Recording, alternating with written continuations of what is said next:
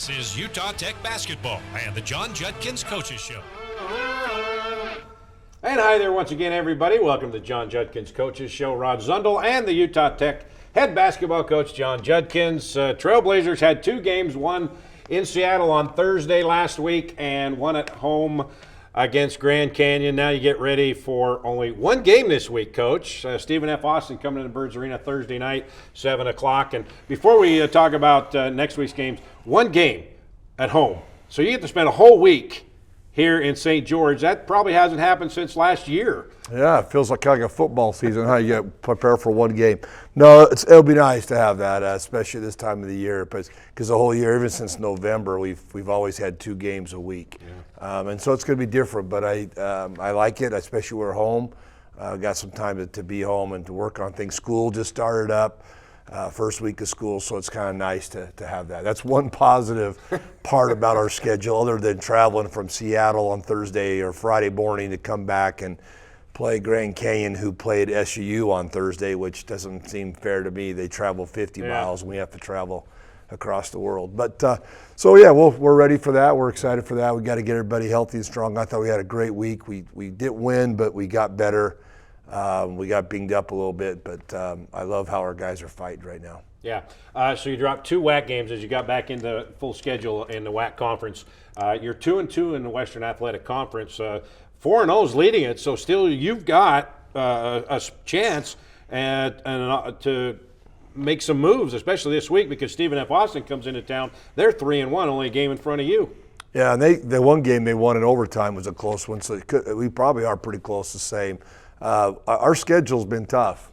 We've played the number 1 team, obviously was a home, that was good. The number 3 team that was picked third up at their place, Seattle, which is a tough place to play, is Seattle. And then we played Utah Valley, who won it last year, and we got a big win with them. And then Cal Baptist at the time was, 8-0 or 9-0 before we played them. So we've had a tough schedule, but that's what the WAC is all about. There's no easy games. It's going to be tough games. You got to win on your home court, and you got to split or win both on the road. That's what Grand Canyon did. They won two on the road this week. That's why they're at the top of our league with 4-0. Yeah, they were 3-0 coming in to Burns Arena Saturday night, coming off a win in Cedar City against Southern Utah. 10-game winning streak. They had one of the top scorers in the nation coming in, top 15 scorer in the nation. And they're just flat out good. They're expected to win it again. They got the WAC preseason player of the year. Last year, he's injured, so they got another WAC preseason player of the year. Let's go back and show you what happened Saturday night at Burns Arena. You got off to a pretty darn good start. And Jalen Searle's an offensive rebound machine early on. Well, I love that one right there. He didn't have great position, but he tipped it, got it back, and look what we get out of it. A wide open 3 that we hit. He had 3 rebounds this game that kept the ball alive that we hit 3s out of, just by a hustle play. There's another good rebound right there. He pushed up, David pushes it up, and Beyond runs the lane. It's a wide open layup, goaltending. Just getting out and running our lanes, which we want to do. We're good at that, but sometimes we like to walk the ball up the court instead of running. There's a good high-low pass. Larry stays with it. It was a little short, but he tipped it to himself, went back and stuck it in. We heard him on some out-of-bounds plays. There's one right there. We get a wide-open 3. The next time we ran that, we got a layup. Yeah. Exact same play, just took different things. And here's the play of the night. Yeah, well, David and Larry have been doing that all last year at junior college. I mean, it's playing together, rolling, throwing up high. And Larry has great hands for a big guy, and he likes those lobs. You throw him close to him up there, he'll go get it. And there's another one I thought that he was going to grab it, but luckily he didn't because it would have been goaltending. Noah, 4 threes in the first half. He was feeling it again. Didn't score a 3-pointer in the second half, but he had it going again. Yeah, we got to work on that. I think the defense has changed. You know, they do some things at halftime on him, but a lot of times he's given up some shots that were there. He's got to take it again as well. Maybe as his coaches, he's on our side. He doesn't want to shoot the ball on our side of the floor, but down there he likes to shoot it down on the visiting side. You were up 10 at the half. Second half, you got off to a pretty good start. Off the miss, good hustle. Yep, another one. David kind of kept alive. Beyond finishes, gets fouled, gets a 2-and-1 right there. I love that. Again, everything was going good. We were setting screens, we were moving the ball. And then we kind of had that little spurt again where we did. But there's a great penetrating kick. Beyond drives, they collapse in, he kicks it out, wide open three. After that, here comes a spurt of 5 minutes without a field goal. And that's Harrison, but you guys came and kept fighting. And early offense, after that miss, everybody was celebrating their three and Tanner. Score. Yep, you can still score on them that way. But again, with the ball, watching film, that's when they made their run, is when our ball was sticking, we weren't moving it and sharing it. When we were doing sharing it and being aggressive right there, a great drive by Beyond, caught the guy not paying attention, drives right by and gets an easy two.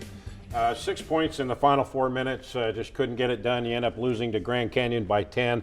What did you learn from that game? Because you were up 16 on the top team in the conference. You had them on the run a little bit. You knew they'd come back, and they did. Well, they did the night before. When they played SU. SU played them really well at first half, and then they had a great second half and beat them by more than they beat us. So we knew they were going to have another run on us. But again, watching film, it was just our offense of not setting screens as good as we did the first half, and then the ball sticking.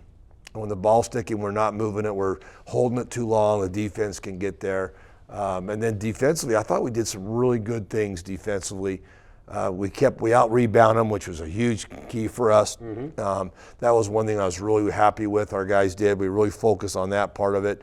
And they got some great players. They hit some big time shots, but we did get hurt on their little middle third ball screens. We fouled a lot, and when you foul and they go to the line and the clock's not running, that's one way they can continue to build the lead. So, but again, where I learned at it, Ron, is that's the number one team in our conference, and we could play with them, and we had them. That first half, we did everything we wanted to do, and second half, we just kind of had a couple letdowns. But now our guys know we can play with anybody. And I was going to ask you, when you go back and look at the tape with your players, do you focus more on the first half and say, guys, this is how it's done, rather than the second half and how it's not done? We do not first half, second half. We do more of the negative part, kind of first show them what we did bad, and then we finish with hey, the good things. And that's what it was, the things we weren't screening. Look at when we screen and we get that advantage, look how much better we are of hitting shots and sharing the ball and those kind of things. That's how we do it. Not really the first half, second half, but at halftime we do that. Hey, we're doing this really well. We got to work on this, and and they're doing opposite. They're saying, hey, we got to do better here, and that's our little strategy, our little chess match we play. Neither team lit it up from beyond the arc. You guys were 6 for 20 from three-point land. They were only 3 for 15. So you had to find the offense somewhere else. You scored them in the paint 32-18, so you were able to get inside and get it done. But I think the one telling stat, 21 turnovers led to 20 points. Yeah, they got some, and the turnovers were dumb turnovers. I mean, you're going to have turnovers, Rob, but if you have a turnover and they got to take the ball out of bounds, it's a lot easier than it is where we throw it and they get a layup. And we had 2 or 3 in a row that led them to a dunk, led them to a layup, and then one you saw there, the 3. Could change the game. But you take those 21 turnovers and cut them down to 17 turnovers. You win that game. That's only four turnovers you take off that. So that's how close we are. And we just got to be a little bit stronger with the ball, not kind of relying on fouls. We got to go earn those fouls. And when we do that, Beyond had a couple right there, driving hard, getting knocked over. It was an easy call for the official. We got to do more of that. Yeah. Okay. So you had the number one team in the conference in your place on Saturday. 2 nights earlier, you had to go on the road to the preseason third team, Seattle, and you had to go there. And you mentioned it before. Then fly back on Friday while Grand Canyon just drove 50 miles and had practice. But you went up to Seattle, and again, you got off to a great start as we go show you the highlights here. Got off to a great start. Early offense, too, Coach. You've been doing a lot better job at that lately. Yeah, and our defense has been good. We did a really good job on their leading scorer on Tyson, number 5. And there's, again, good defense, loose ball. We got it. 50-50 balls are crucial, especially on the road. Here's a good help. We call wall up. We wall up. We get a rebound out of it. Jalen kind of walks it up, and he sees, he's open, and he throws it to him, gets a wide open two-hand dunk. And again, was that a fast break? Not really. But we ran our lanes, and we found who was open. Jalen was really rebounding pretty good there. He's pretty close to home. Had a lot of family there to watch Jalen, which is nice to see. And what does that move? I don't know. He better not show him that. He might try to do that too much. But no, a good job of being under control, Rod. That was the thing right there, is being under control. Here we're battle on the board, we get it out, push it up, get a wide open three, and we knock it down. Real small gym, fun gym to play in, a lot like a high school gym. Great shooting gym because the walls are close, the background. Eric does a good job of getting rid of the ball quick enough. On the double team, we go high-low, get a two-hand dunk from Tanner. So we played them really well, and then we started missing foul shots again, and that's how we got. There's an out-of-bounds play again. I think we had 2 or 3 seconds on the shot clock, so it worked out really nice. You're down 3 at the half. Second half, started out pretty well again. Yeah, again, just execute. Good screen right there. He curls it. Slow motion. I like the slow motion. Good curl. Should have been a 2-and-1, but they didn't call it. But again, I liked how you finished it in the rim. Everything was going well, and then again, we had a couple possessions where we got fouled and we didn't make them. And that's like a turnover. You can't make foul shots. It's a turnover. And then again, number 11 had a career night on us. We did a great job on. There's a great defensive one by Beon. I love how he gave it up because a two-hand dunk right there. Again, just playing together, sharing the ball. When we do that, we're really, really a good team. But then once again, you went 7.5 minutes without a field goal.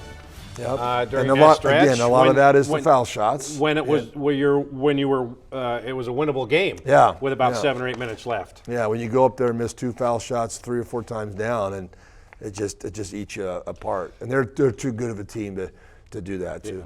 You mentioned free throws, 9 of 18, 50%. You can't have that in these games where they're winnable in the last. Well, you can't have them in a row. Yeah. We had them in a row. I mean, nothing on Larry, but Larry was I can't remember who he was. Yeah. 1 for 9 or whatever it was, but he kept missing the 2 in a row. Then he'd go down and and he's being aggressive. I love that, but then he'd go down and miss 2 more. And so there's like 3 possessions we came down and got nothing out of it, no score, nothing. And that's where the lead builds up. But I like how we're getting there. I like how we're getting to the foul line. We're being aggressive. I like that. We just gotta make those. And we've been spending a lot of time these last couple of days shooting foul shots. You outscored them by 14 in the paint, but their second chance points, they had 13 and you only had 3. Yeah. So. Offensive rebound. And we did a good job the first half. Yeah. When we rebound with teams, we always say that we out-rebound teams. We got a chance to beat them. Yeah. And they got some to us on the second half and got some extra shots. And they're too good of a team to give them 2 or 3 looks. Okay, so you started off WAC play 2-0. Now you're 2-2. What was your message to the team after those 2 games last week as you go into this game? Well, it's just, again, the main thing was, guys, we're right there. We had chances to win, and on the road, that's all you can hope for, is have a chance to win that game. And a call here and there, or a tip ball or a shot, you could have those, and we got those at Cal Baptist. We got some. We had some big stops or big buckets late. We didn't have those. Then we come home and play Grand Canyon, who's the number 1 team in our league, and again we outplayed them for 30 minutes really, out of the 40-minute game, and they're a good team, and they made a run. We just had to stop it, and we just didn't. We just didn't get the stops we needed to, and then offensively, we kind of stopped doing the things that got us early. They got aggressive with us. Yeah. They got physical with us. And that's kind of what I mentioned. Every time a team gets physical with us and we kind of hope for fouls, we kind of fall down. When we keep pushing and be aggressive back to them, then we do pretty good. All right, we're going to take a break. When we come back on the John Judkins Coaches Show, Beon Riley will join us. He's healthy, and he's had a couple of great games the last week or so. So that's when the John Judkins Coaches Show comes back.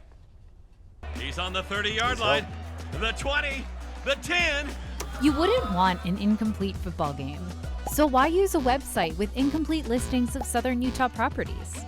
SouthernUtahRealestate.com is the most complete, most accurate, and most comprehensive property search in Washington County. Because we're not focused on everything, just on the part that we like the best. Find your Southern Utah home at SouthernUtahRealestate.com. Finley Hyundai, committed to high-quality service and sales for local drivers. Stress-free car buying guaranteed.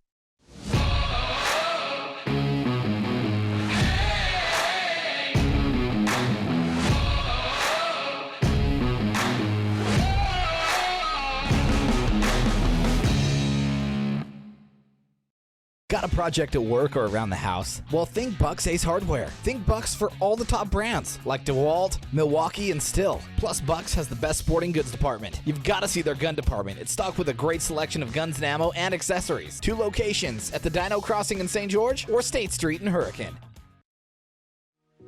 We love giving back to our community, and over the years, we have provided vehicles for families in need, supported local charities, and helped train our first responders. Dealer Collision, your place for collision repair. Local media has the biggest impact on your daily life. It's what's around you, what matters. And at Canyon Media, our goal is to deliver the very best in local entertainment, news, and media. From our award-winning radio stations like 99.9 Coney Country to Southern Utah's #1 source for local news, St. George News, Canyon Media, here for you. It's any card for the win right now at Mountain America Credit Union, which means it's time to score some cash. Simply tap, swipe, or click checkout with any Mountain America debit or credit card to be entered into a weekly giveaway for up to $500, now until September 30th. Visit macu.com/anycard to learn how to earn extra entries or to open a new account today. Oh, the alley-oop! The alley-oop to Oleika. There, Ahmed gets it, and he slams it down, flips it up, off the glass to himself, back up and in. That was an oopsie, thank you, I meant to do that. Quarter to Noah, step back 3, yes sir! Noah G's feeling it again here in Burns Arena. Just some of the top plays from Saturday night. Coach, a lot of good things to look back on and say, hey, you know what? We did a lot of great things that night. We did. The ones you just showed right there. I mean, two dunks, and then the one that Jalen threw off the glass was. I think he realized he was in trouble, and I know. I think I saw that on the Sports Center or something a couple days before that. I think somebody else did that, so maybe that's where he got it from. But anyway, it's good. Good we scored. The main thing is score. That's what we need to do, and we played pretty good, Rod. I hate losing, but we got a lot out of that game. We did some really good things. All right, this gentleman right here to our far left is Beon Riley, junior guard. Welcome to the show. Debut on the John Judkins Show. Welcome. Thank you for having me. All right, so just talk about last week, Beon. You're averaging around 10 points, 6 rebounds a game. At the first month of the season, you were shooting lights out, 50% from the floor, 50% from 3, didn't miss a free throw.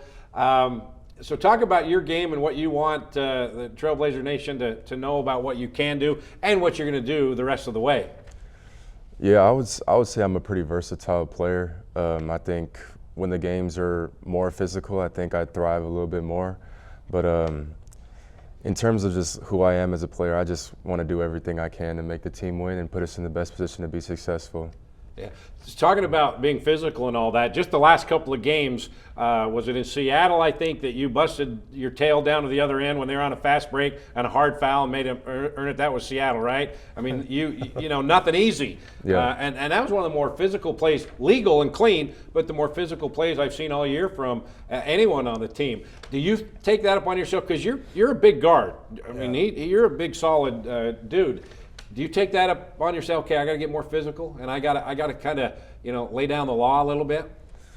I feel like being like a fourth-year guy, I feel like I have a lot of experience being around the Division I level. So I'm coming from a different conference that, the WAC conference is a lot more physical. So I think it's more my style of play, and I think just setting the tone early is something that will be beneficial for us. As we look at some of your highlights, you're a transfer from Hawaii. Why did you decide to come to St. George? It was really just like after I got a chance to get on a visit and talk to the coaches and just really pick their brains about how they viewed me as a player and their view of our team and what we can accomplish. I think everything kind of aligned. And, obviously, like I knew Gibb before coming here, and he was a pretty big factor in that. Gibson, yeah, but after just meeting Coach Judkins, Coach Schroeder, and Coach Morris, like I just really felt that family oriented vibe that that they've established with me and my mom, and it was kind of just a no-brainer after that. Yeah. Now, I remember you telling Noah Gonzalez, quit being so selfish and shoot the three. Do you tell this guy, quit being so selfish, you're a big dude, drive into the middle and get fouled and get more points? Yeah, well, again, when he's aggressive, I like what he said about when teams are physical, because that's the WAC. Our first year in the WAC, that's the first thing we noticed was how physical it was. They let him play. And so our recruiting is kind of went that way. When Gibb told us that he was available, because Gibb knew him from, like I said, from Hawaii, we're like, oh, good, he's perfect. He'd fit what we need. We need a guy that's physical and big and strong, and he could play a lot of different positions. That's another reason why we really liked him. And he's just going to get better and better with our system of learning it. It's a new year for him. It's a whole different thing, and so he's really taken those to the challenge. I love his leadership. I mean, we have Noah and Tanner back who had the D1 experience, and the next guy right here is beyond. He has that experience. He knows what it takes. He knows how hard it is to travel and to do your studies and to play the physical game you play. The other guys are all coming from high school or coming from JUCOs. They're a little bit different, and he knows it's kind of a job, I guess you could say. And I love that leadership in him is what he's doing. Okay, now you come from California. Just tell us a little bit about yourself, your family, your upbringing. I mean, got a great mom. His my mom is like, she's like a superwoman. She works really hard. She's provided for my sister, myself, and my grandma for the longest time, ever since like my dad passed away when I was younger. And she's really like the breadwinner of our family. And you know, I try to do my best to do my part, and all she asks is that I go out and play my best every single day, and just really killed in the classroom as well. So that's all I think Beon's making Mom proud, don't you? She is. She so. should be proud. He's doing a good job. He's doing. Like I said, he's not a guy I have to worry about in the classroom. Yeah. He knows how important that is, and again, just keeping him healthy. Yeah. He had that early little injury that he had. It got him behind a little bit, but he's fought back and getting healthy again. Yeah. All right. Well, we come to the time of the show that we love. The time to see what you look like back in the day. Is that Mom? Yeah, it is. Yeah. You're a good-looking kid back then. Where'd the hair come from? When did that start coming out? After my freshman year of high school, I grew it out. All right, there you go. Look at those big jerseys now. Look at those. The jerseys were big. The shorts were down to your knees. Okay, 23. Yeah. Now, I'd say Michael Jordan, but I don't think you're old enough. Is that LeBron? Is that why you want 23? It was Michael Jordan. I had a lot of numbers growing up. I was 25 first because my birthday is June 25th, and then I was 1 because I like Derrick Rose, and then I was 23 because of Michael Jordan, and then when I got to high school, I picked number 10 because it means complete in the Bible. So. Okay, I didn't know that. Yeah. And then I transferred here, and then Tennessee got it, rightfully so. His name's Tennessee, and then I picked 0 just for. I feel like just 0 is just a number that has a lot of confidence to it, and I think you have to have a lot of swagger to wear that number. So. And you got that. So, all right, what do you want to, personally and as a team-wise, what do you want to see happen in the next couple of weeks? Because you got a chance to stay within reach of a conference title. Yeah. What I would like to see happen is just whatever was clicking for us at the beginning of the Seattle game and the Grand Canyon game, I want us to just come out like that every single game. And one of my messages I relayed to my teammates after the game was that Grand Canyon's a top 50 team in the country, and we had them literally, like, we could have finished that game and we could have taken them down and like cut their streak over. But it just goes to show like what we're capable of doing and the type of team that we can be. So I think just really honing in on our on the little things, like Coach said, like free throws and playing together and moving the ball. I think that will be really beneficial for us, and it'll really help us be successful. Yeah. Now, as a player, 1 of 3 with D1 experience, you know, sometimes, and Coach, you can expand on this a little bit, when you have success during a game, sometimes you think it's going to come easy, and you kind of go through the motions a little bit. Do you sense that at all? I mean, it's human nature that it comes easy, so it's going to happen all the time. Is that kind of a sense that maybe you're getting it? Because that in the first half, it looked easy from our vantage point when you guys got up by 16. I would say that for me at least, I know basketball is really humbling. I've been on both ends of the stick, and that's why I try to never get too high or too low. I try to stay neutral, and that's something that I like to relate to my teammates as well. Like when we went up 16 against Cal Baptist, when we went to the locker room, I was just saying we got to finish this game out. It's not over. It's 0-0 basically, and we executed our plays, and we ended up finishing that game. And it was a similar type of game against Grand Canyon. I wish we executed our plays and did a little bit more of the little things a little bit better. But yeah, like I said, basketball is really humbling. And Kevin Durant always said, it's like a mental roller coaster. It's always just going to be up and down. And that's something that I always keep in the back of my mind. And that's an important thing, what you just said. And Coach Beon, he is that even keel guy when a lot of guys can't handle the up and downs and panic a little bit, but not this dude. No, I mean I like the excitement when you win games. I like at halftime, like you said, the change or what's the word? When teams go on a roll right before the momentum. The moment switches. I get that, but you can't just live off that. Okay, it's over. Hey, good job. Let's move forward. And that's kind of what we try to do with film. Hey, we show them the bad things we could do better, and then we show them what we did good. We want to end on the positive. But your point about that, I don't think any team thinks this is too easy. I don't think they ever get into that point. We challenge our guys. Great teams play great no matter who you play. Good teams play up to their competition. And, I thought we played great that first half. I thought we were doing. And then I don't know if our guys thought, wow, we're going to win this, or who knows. But you got to give them credit. They changed some stuff. They got physical with us. That's something that we got to change ourselves. Is hey, we've at timeouts, I'd say, guys, we got this. You guys have been working so hard. Keep us going. Keep doing what you did to get a lead. And again, a foul shot here and there, a turnover here and there, a big stop can change that. And we're learning. We're getting there better and better. Okay, in about 30 seconds, the theme that I'm kind of getting from Coach and all that, and see if I'm getting it correctly, is that when teams come at you and challenge you, get physical, you got to challenge them back. And sometimes you're not as consistent as you'd like to be. And when you get punched, you punch them back. Is that right? Yeah, I would say that's about right. I feel like when we either match or overcome their physicality, that's when we're most successful. Like we've been saying, the WAC is a very physical conference, and the refs kind of allow you to play a little bit more. So I think just us having that mentality of just not looking for foul calls and just playing through everything that the other team throws at us, I think that's the biggest thing for us. All right, Stephen F. Austin comes into town. They're 3-1, only a game out of first place.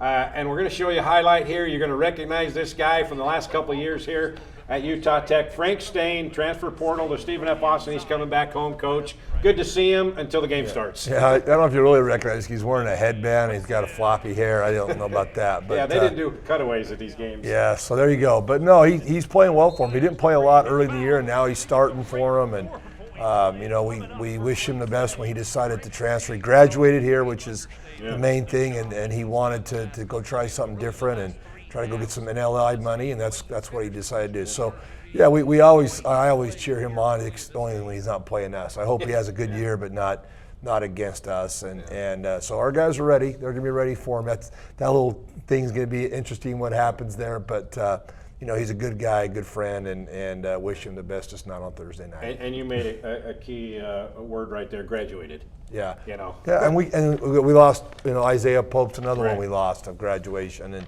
Denzel, another one, so that's where we got these 10 new guys. But I love what we got. I love to see how our guys are improving.